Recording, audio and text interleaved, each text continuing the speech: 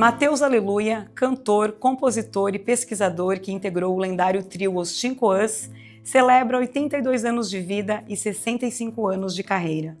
Nascido em Cachoeira, no Recôncavo Baiano, ele apresenta seu quinto álbum solo, o primeiro a levar apenas o próprio nome. Lançado pelo selo Senzala Cultural, o disco reúne 6 faixas conectadas por transições orquestradas e composições filosóficas. A direção musical e os arranjos são de Tadeu Mascarenhas, e a direção artística é assinada por Aleluia e Tenille Bezerra. No centro do trabalho está o amor, em suas mais variadas formas, tema que acompanha a trajetória do artista e agora ganha novas camadas. A vida é sempre uma grande incógnita. E esse novo álbum é mais um acontecimento. É o caminhar, é o respirar, é você estar realmente ainda na cena da vida, né? Tendo que dar respostas, tendo que responder às suas interrogações. É você realmente tomar consciência que você acordou, né? Que é um dia que você considera diferente do que você dormiu, acordou.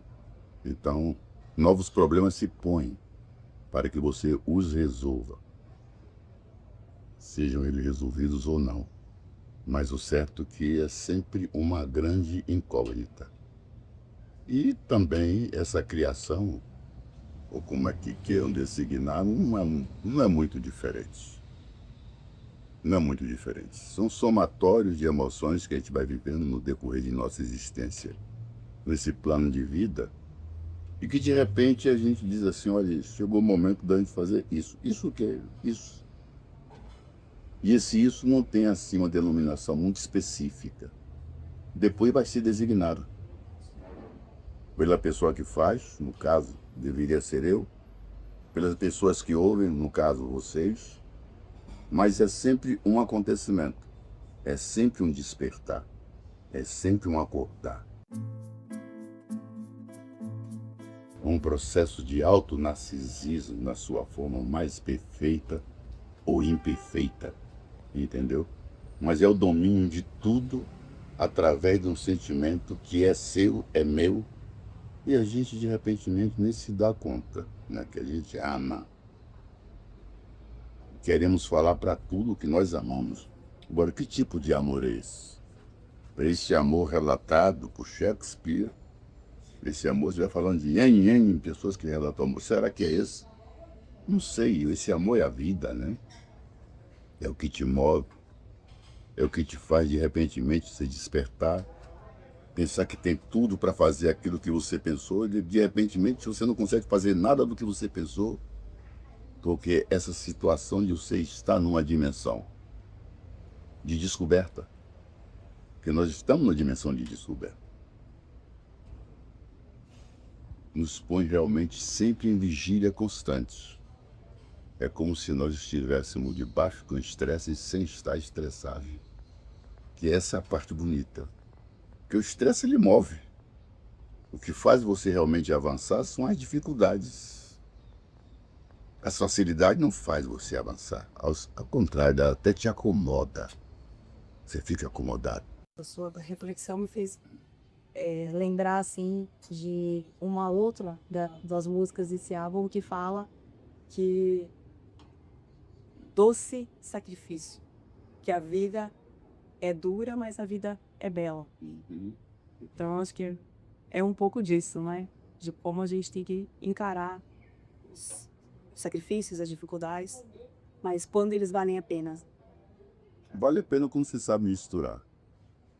Você põe muito mel em alguma coisa, aquele muito doce vai acabar enjoando. E tem um café muito amargo, você tem que adoçá-lo um pouquinho com mel, com açúcar, né? Você tem que saber equilibrar as coisas. À sua maneira, de maneira que seja palatável para você. Por isso que viver é um doce sacrifício. Porque desde quando você nasce, você já nasce chorando, né? Isso é um troço tão, né? Você não, pelo menos eu nunca ouvi falar de alguém que nasce assim. Não, é sempre chorando. E quando não chora, alguém faz ela chorar, dá uma pacadinha, Exatamente. porque senão ela não, entendeu? Vamos A feira toda, a vibração tem se dado com. Foi lá porque ouviu eu falar, você vai encontrar muito Mateus Aleluia. Ela é assim como outros pontos que existem no mundo. A mesma coisa, quando eu cheguei em Luanda, eu percebi cachoeira. Aí para mim foi fácil depois eu entender Luanda.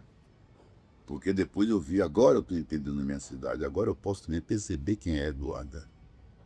Que somos tão parecidos, somos tão iguais. Nós temos tantas proximidades e tantas distâncias dentro da proximidade. Isso nos torna um. Entendeu? E Luanda é isso. Uma época totalmente especial. Luanda ainda vivia uma guerra. Nós vivemos em Luanda, no caso eu, de 83 até 2002, 2002. 2002 foi quando a guerra realmente terminou em março. Pronto, e depois... E a lua no seu todo. Exatamente, você entendeu? Então, era uma outra realidade. Uma outra realidade. Era uma Luanda, para mim, uma Luanda de afirmação como de cidadania. Não só para os luandenses, que os angolanos, para mim também. Não ser sensitivo, digamos assim, como todos nós, né? É uma pessoa, como eu digo, eu não sou muito rebelde. Eu sou muito, pronto, orgânico, né? Digamos assim. Eu deixo o coração mandar. Não deixo muito o intelecto me conduzir. Né? Seu processo é uma coisa mais Totalmente. intuitiva. Totalmente. Eu tenho que me arrepiar, eu tenho que mudar de expressão, você percebe isso. Porque quando isso não acontece, eu penso que não está valendo a pena, né? Não está valendo muito a pena. E eu penso que é isso que fez com que, pronto, a ordem de apresentação do disco viesse como se fosse movimentos. Movimentos, né? Movimentos mesmos, né? Ondas. É uma onda, uma em função da outra, né? Como se elas estivessem interligadas. Mesmo que não esteja, nós passamos a colocá-las interligadas para poder uma complementar o que a outra não tinha dito, né? Aí eu acho que fica mais fácil a gente chegar nas pessoas. E quando a gente tenta chegar nas pessoas, eu acho que nós estamos chegando em nós mesmos, né? Que é uma forma de chegar em mim, é chegar em ti. Se está aqui, se eu não chegar em você, eu não cheguei em mim.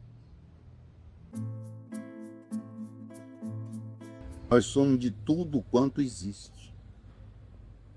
Da cultura hebraica, judaica, greca, romana, a cultura Yorubá, Fon, Ashanti, Banto, Congo, Angola, misturado com Moçambique, São Tomé e Príncipe, Cabo Verde, e com um somatório de tudo dessa cultura do dono da terra, que são os indígenas, as etnias indígenas que diz.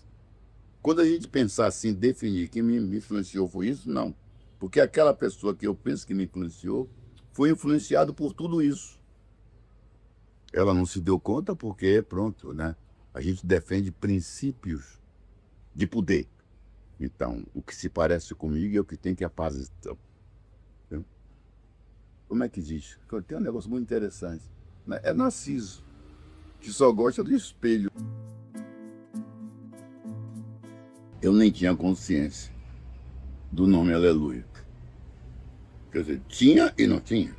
Essas coisas que você simplesmente, se eu sou Aleluia, eu preciso ter consciência de que eu já sou, né? Aí eu passei a realmente a voltar para a figura do meu pai, que foi embora muito cedo, entendeu? Aí foi bem em função disso, vendo quem foi meu pai, um trabalhador da leste brasileira, um ferreiro, muito ligado, digamos assim, a nível do nome e da profissão, a mitologia do Ogum, uma entidade que a gente tem uma grande afeição mesmo, né? Eu trago realmente um pouco da nossa história de família, quem somos nós, aleluia.